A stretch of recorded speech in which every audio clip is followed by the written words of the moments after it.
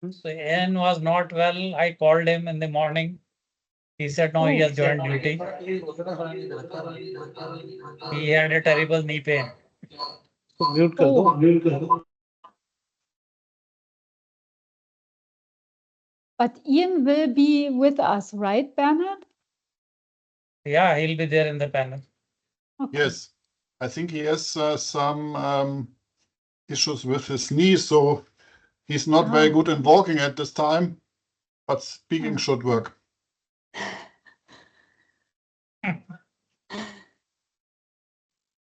So I was just joking. I said, hey, now you are aging. So So this knee problems comes normally with the person who are growing old.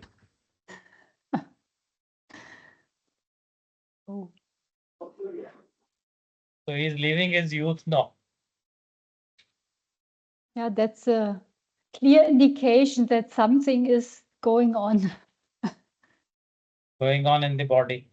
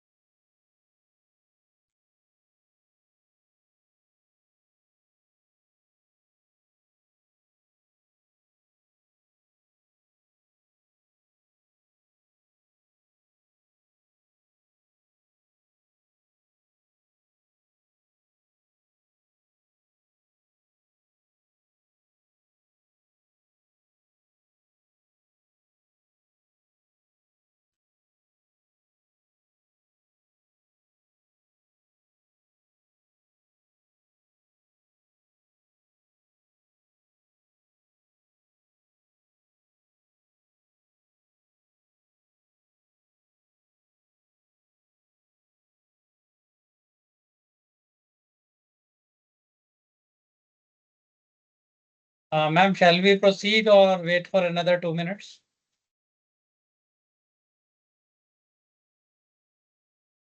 You have to unmute, please. Sorry, I guess we can wait for another 2 minutes. Yeah, sure.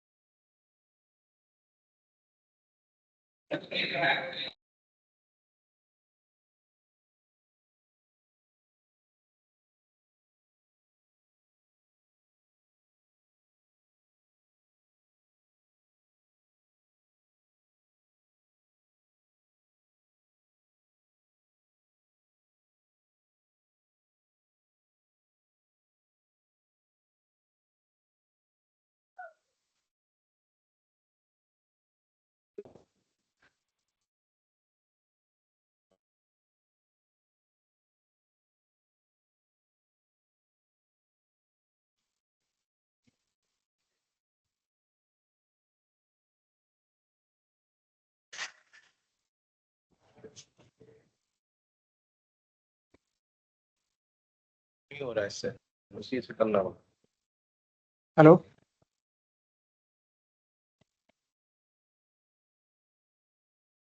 हो गया, app के through ही होता है।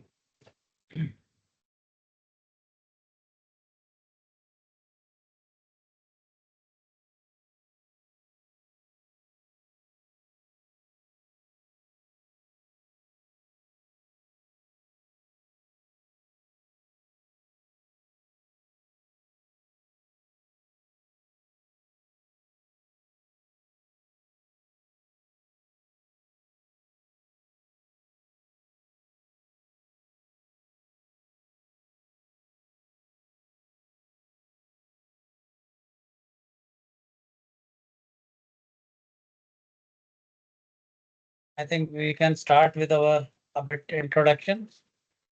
So then more people will be joining. They are joining.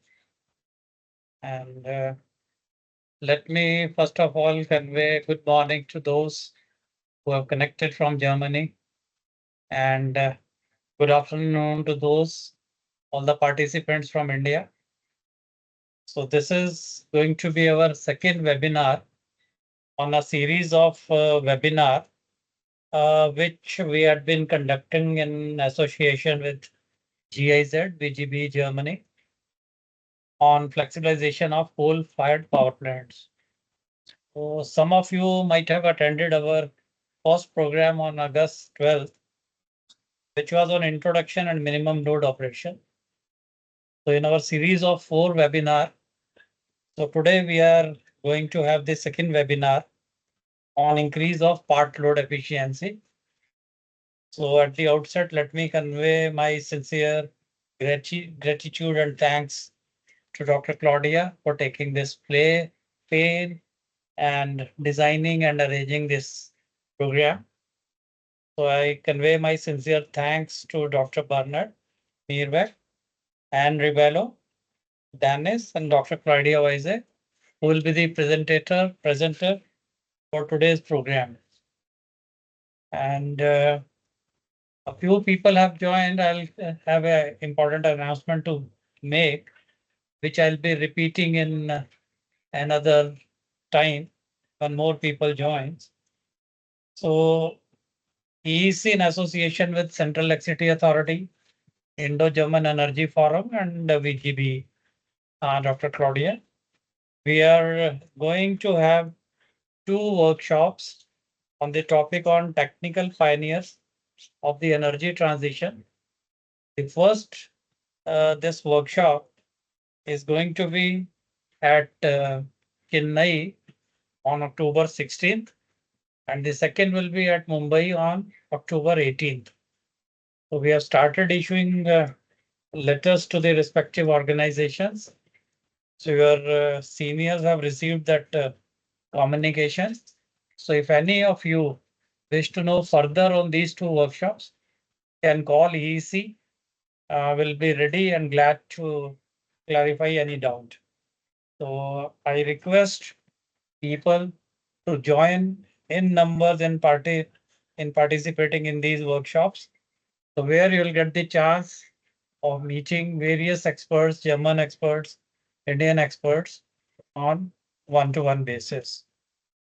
So now let me give a brief introduction of the presenter for today's webinar.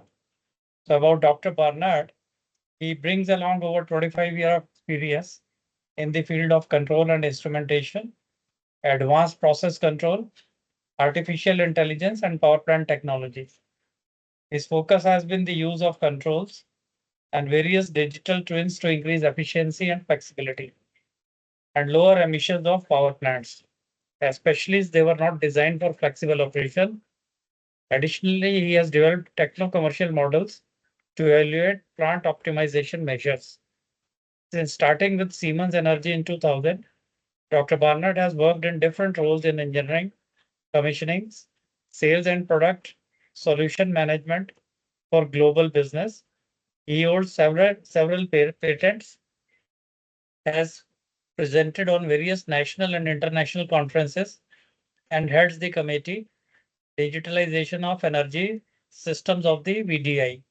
I welcome you, Dr. Bernard, to today's webinar about Ian Ribello from Siemens Energy.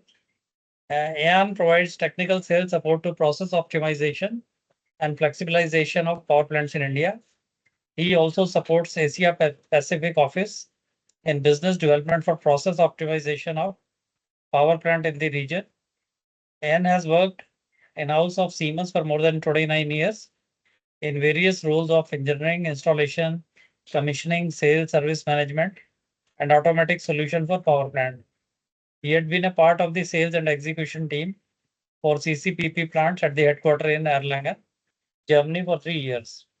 Welcome to this webinar, Mr. Ian. Then we have Mr. Dennis. He's an expert in boiler technology and water stream cycle in thermal power plant.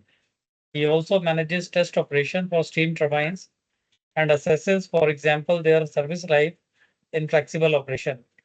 He began his career as a commissioning engineer. Dennis has been working for Siemens since 2007 and has been involved in projects to upgrade coal, gas, and steam power plant worldwide.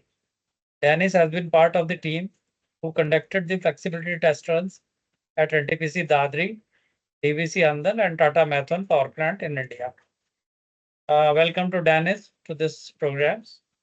Then last and person who is the brain and instrument in designing this program is Dr. Claudia Weise. She works as a project director of international affairs at Vgbe, Germany, the International Technical Association for Energy Plant Operator based in Germany. She is responsible for international projects ranging from technical consultancy to bilateral energy cooperation projects. For more than 10 years, she has been collaborating with Indian partners, especially under the auspices of Indo-German Energy Forum. In 1999, Dr. Claudia started her professional career at Siemens as a project engineer in the field of modernization of coal-fired power plant. Since then, she has been working in the energy sector. Claudia holds a diploma and a doctorate in process engineering. Welcome, Dr. Claudia, to this webinar. And with this brief introduction, I'm now handing over the stage to you, Dr. Claudia, to manage the future events now. Thank you very much. Thank you very much, Mr. Chopra, for this kind introduction, and a very warm welcome also from my side. Good afternoon to the Indian colleagues and almost good morning to the German colleagues. We are very happy to have this second webinar here with you, and I would like to give you some context and introductory remarks on our session, and therefore I would like to share my screen with you. Let me just search for the right screen. So I hope mine is now visible. I put it in presentation mode. Okay, I hope it's visible. Yes. Okay, thank you. Yes, ma'am, this is visible. Okay, thanks. So as Mr. Chopra already outlined, we have set up this set of webinars jointly with the Indo-German Energy Forum, with EEC, Vgbe, and last but not least with Siemens. Colleagues who will be contributing to our session today after my short introduction. Here you see the 4 webinars which we have outlined in order to tackle all important aspects which come along with the flexible operation of thermal power plants. As already mentioned in our first webinar, we have introduced the challenges related to minimum load operation. And today we want to talk about the part load efficiency. So if you operate your plant at lower loads, then the efficiency becomes an issue, and we would like to elaborate together with you on options how one can increase part and minimum load efficiency. The next webinar, which we will conduct in November, will focus on startup optimization, and here we want to present you some solutions how you can reduce startup costs and of course, this will also go along with an insight into practical experiences. And the last webinar in this context will be on the economic viability of the flexibilization. This is what counts at the end. So how can you calculate business cases for flexibility measures? So that will be the last topic of this 4 webinar series, and we would be happy if you stay with us and keep up with your interest. And as I said, today we would like to deal with the part load efficiency, and I would just like to share this slide with you as an impulse for the further information we would like to provide to you. So I would like to elaborate on 2 perspectives which one can have on the topic. So, and today we will clearly have the plant perspective. And this plant perspective is very clear to you, I guess. What you see here on the left-hand side is one graph which we have derived in the course of our flexibility test runs, which we did in the past. So here you see the heat rate over the load, and as you expect, the heat rate decreases with the load. So the higher the load, the lower the heat rate. So it's at this graph actually not that clear tendency. This is due to various coal qualities which we dealt with during the test runs. However, you can see the clear correlation, the clear indication that the lower the load, the efficiency drops. So the heat rate the heat rate increases. So that is an issue which is really of concern for the plant operators, because you need to ensure that even if you have to operate the plant at lower loads, that your fuel consumption is within a certain range in order to not minimize your losses due to higher fuel consumption. So that's clearly an issue, and we are happy to present to you today some solutions how you can deal with it. However, if you put this into a system perspective, many studies have shown that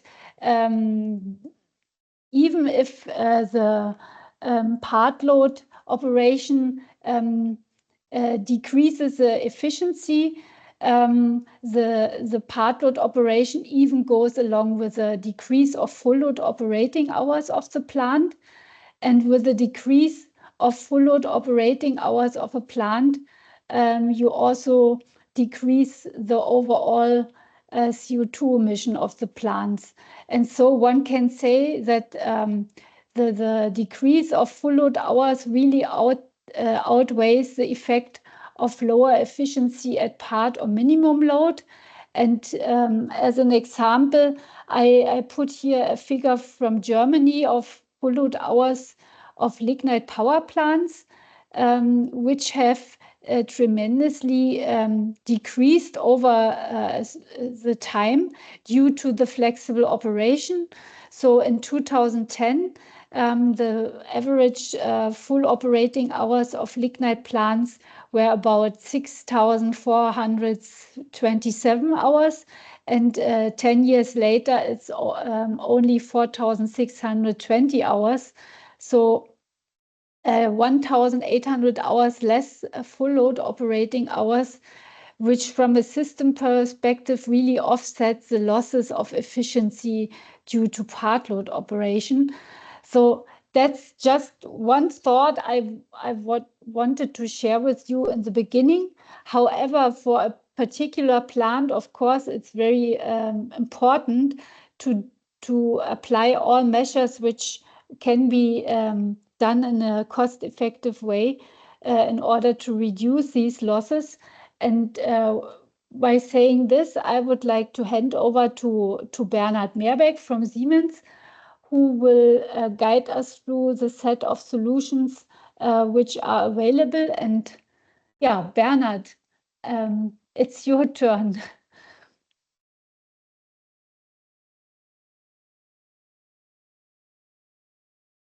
Welcome back, I hope. So Ian Rebello, Dennis Cecic, and I are happy to present you the second webinar. Now, can you see my screen? Yes. Yes. Okay, good. Yes, sir. Yes, sir. So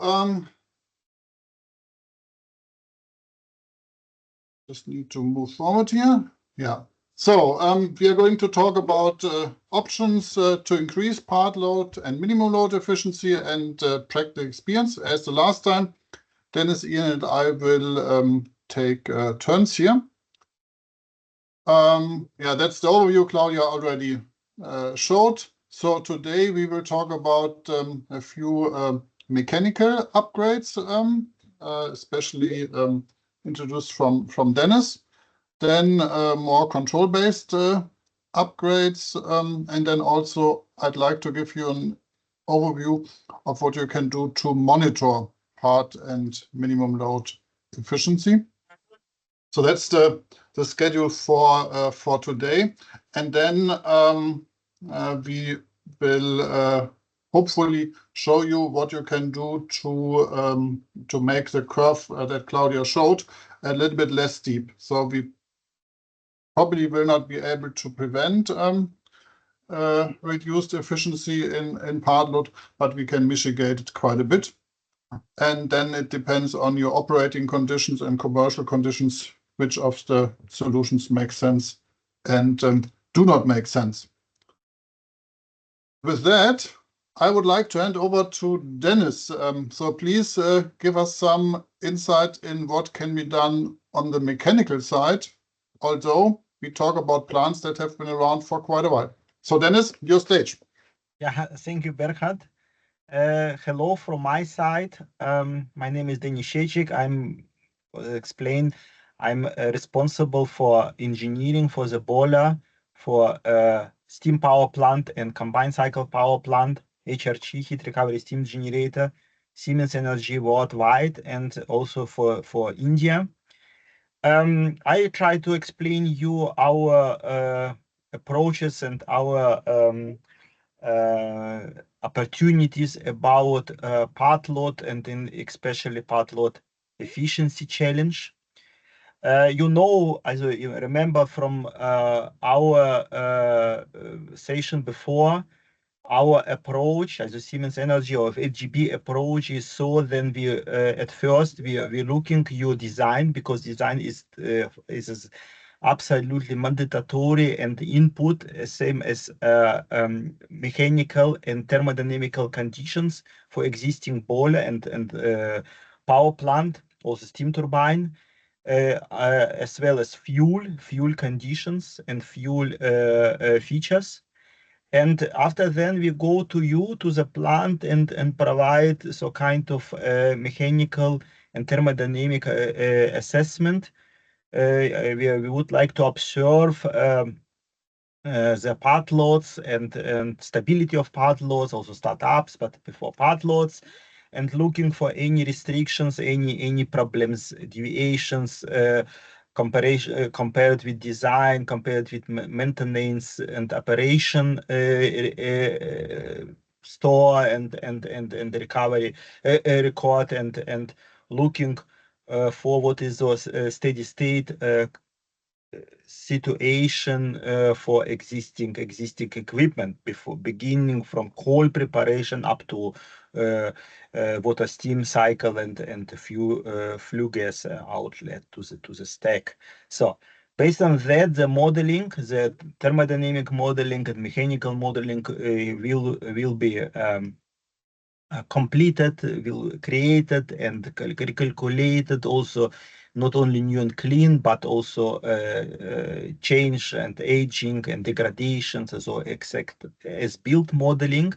And so that is absolutely mandatory for the first impressions and thinking about what kind of improvements, what is to do, what kind of improvements we can provide here in the big pictures, what kind of additional investigations from mechanical part, and second, for Bernhard, it is important to know for INC part can be performed. And so example, you can see that this one plant from Indonesia, for example, we provided so kind of investigation and seeing, okay, that is so base load, that was old part load, this is new part load, ISO 50%, 40%, 35%, what is investigated is recalculated based on mechanical and thermodynamic modeling, and that is the trends of water steam, of combustion, of flue gas, everything was required. And what kind of restrictions, what kind of deviations we can see. We see, okay, in superheater 1, the temperature at first, material temperature in Platen will be increased, but it is also we have a real loss or final loss for reheat temperatures. That is design, and design was completed with a temperature reheat in operation. It was very good because you can go down with this kind of temperatures and keep nevertheless keep the hot reheat temperature, and the same. So kind of know-how, especially for your plant, is absolutely required for the next steps. What you can see in the next slide, please, Bernhard. Yeah. So that is measures and that is effect. That is effort and that is effect.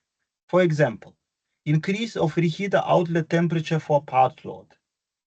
You can see based on deviation and distribution of heat from evaporator, economizer to superheater, in combustion chamber, in lateral pass, in the second pass. So based on water steam table. So for existing, for example, fixed pressure operation, also constant operation, pressure operation from the steam turbine, and change there in destination on implementation of part or full sliding pressure with full opened control valves of steam turbine. The effect is huge. For example, only based on this behavior, we can save the temperature loss of hot reheat, for example 2.5 K per percent load in part load to 1 K. And it is effect, we try to do it in Andal, for example. The effect was huge. So we can save approximately 15 Kelvin. We were able to increase this temperature for, I remember, for 510 degrees to 520 degrees to 525 degrees. And that is very, very good value. So that is one point. And the next point, based on the modeling, what kind of other retrofit can be done? For example, combustion optimization and part load. Also, based on know-how on behavior of fuel, part of ash, for example, volatiles, etc. So we can look and then can calculate the combustion effect, the combustion. Bernhard, is presentation out? Bernhard? I think Bernhard is frozen. This is So- frozen. Okay, I took wider. We can look later in the slide, or I try to. Maybe you can share the I presentation. can share. Yeah. Okay, we come. Yeah.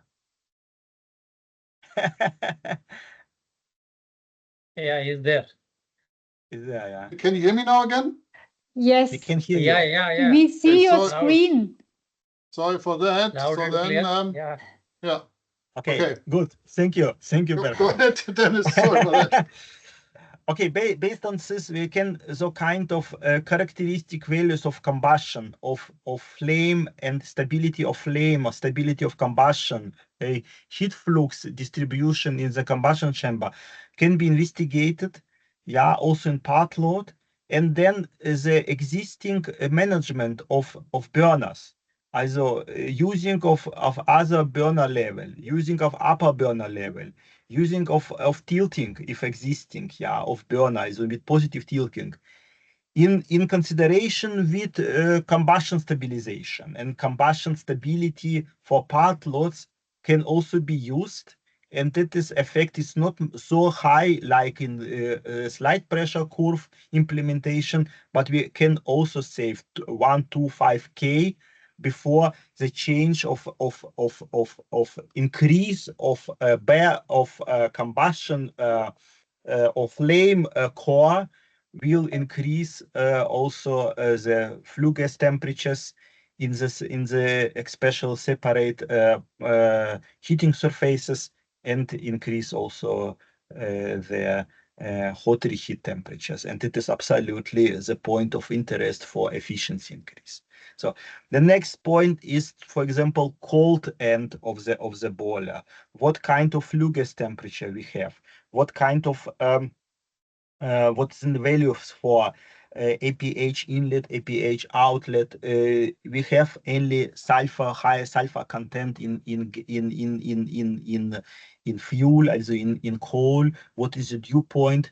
Can we go to the further decrease? Can we accept the normal thermal behavior of boiler with decreased flue gas APH flue gas temperature, and especially for downstream of APH, because every 10K is approximately 0.1, 0.15 percent points efficiency of the boiler.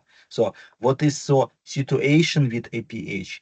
Can we go down with operation flue gas temperatures? What is the point of concern based on dew point? What is the point of concern based on performance and clearance of APH? What kind of also what is it is also together with absolutely so overall improvement of the boiler, also for the base load. What is the situation with APH? What is for example, the false air? What is with ceiling air? We have this is 8% or 7%. What is normal value? We have 10% or the 15%, because the ceiling is not in the good state. So that is the point. Then there's the other point is combustion and flame issues, independent on the stability of the boiler. Can be decreased, for example, luft exit air. Is a combustion stable or not? What is the situation with overfire air, with burner belt, with CO air, etc., with part air, with other air, over air, with upper air, with bottom air? So what is the situation with especially for the part load with the same mass flow primary air fuel to the every station we have, so corner burner design to every corner. What is so it is especially the same values, or so the balance is existing, takes